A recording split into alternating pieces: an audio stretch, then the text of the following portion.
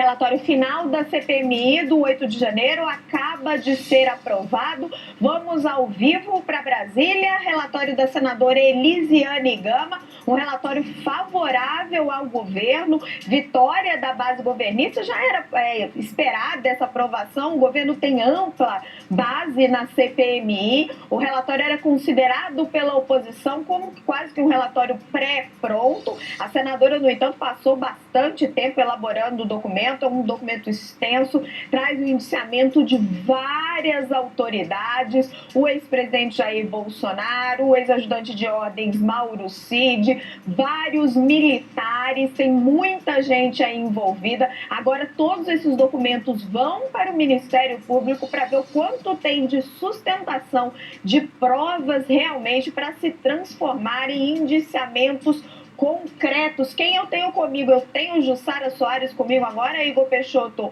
Jussara, por favor, querida, vamos falar um pouquinho sobre isso. Relatório aprovado, como é que fica o jogo de forças no Congresso Nacional? Raquel, essa aprovação era esperada até mesmo pela oposição, que nos últimos dias, tem se esforçado para tentar marcar uma posição, tentar deixar um recado político, porém, fato é que, que os governistas eram maioria nessa comissão. Portanto, não há uma surpresa em relação a isso. Importante a gente destacar, Raquel, que essa comissão, quando ela foi criada, havia muita expectativa, de trazer alguns novos elementos. Porém, a gente, apesar dessa lista extensa, mais de 60 pessoas ali com pedido de indiciamento, apesar disso, a contribuição ainda, não se sabe ainda qual a extensão dessa contribuição da comissão, visto que há uma investigação em curso da Polícia Federal, isso já está sendo investigada. Então, no que a gente acompanhou nos últimos tempos, é justamente uma comissão que foi se esvaziando, começou com muita expectativa e foi se esvaziando ao longo do tempo e termina, assim, com um resultado bastante esperado e agora com esse pedido de indiciamento, mas o que a gente observa aqui é que tanto de um lado quanto do outro termina também com um gosto mesmo, assim,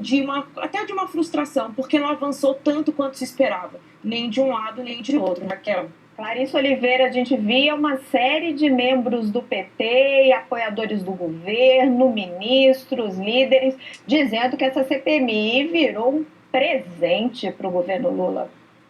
Boa tarde, Raquel. Boa tarde para todo mundo que está aqui com a gente hoje.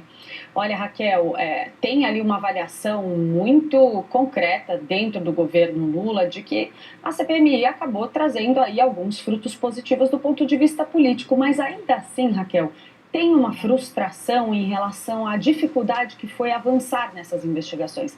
Havia a pretensão de estabelecer, de fato, um elo entre as investigações, os atos golpistas do dia 8 de janeiro e o ex-presidente Jair Bolsonaro, e nos bastidores os próprios governistas reconhecem que o vínculo ali é extremamente frágil, apesar de a relatora Elisiane Gama ter colocado Jair Bolsonaro no centro do seu relatório.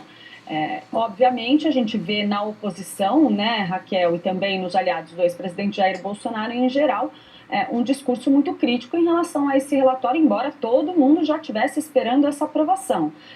O ex-secretário de comunicação da presidência, por exemplo, o Fábio Weingarten, conversando comigo sobre esse relatório, disse que entende que ele é um roteiro novelesco, porque dizem ali que toda a narrativa do relatório começa com a tese de que Jair Bolsonaro tinha um grande plano golpista, termina dessa forma também, segue-se ali então uma linha de raciocínio para tentar estabelecer esse elo entre a cúpula toda bolsonarista, integrantes do governo. A gente tem 5 ministros, ex-ministros de Bolsonaro, na lista de pedidos de indiciamento, além de vários auxiliares do ex-presidente na época em que ele estava no Palácio do Planalto.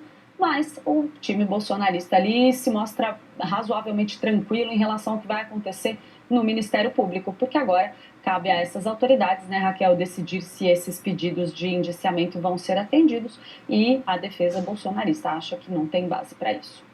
Era o que eu queria trazer com o Yuri Pita de volta das férias.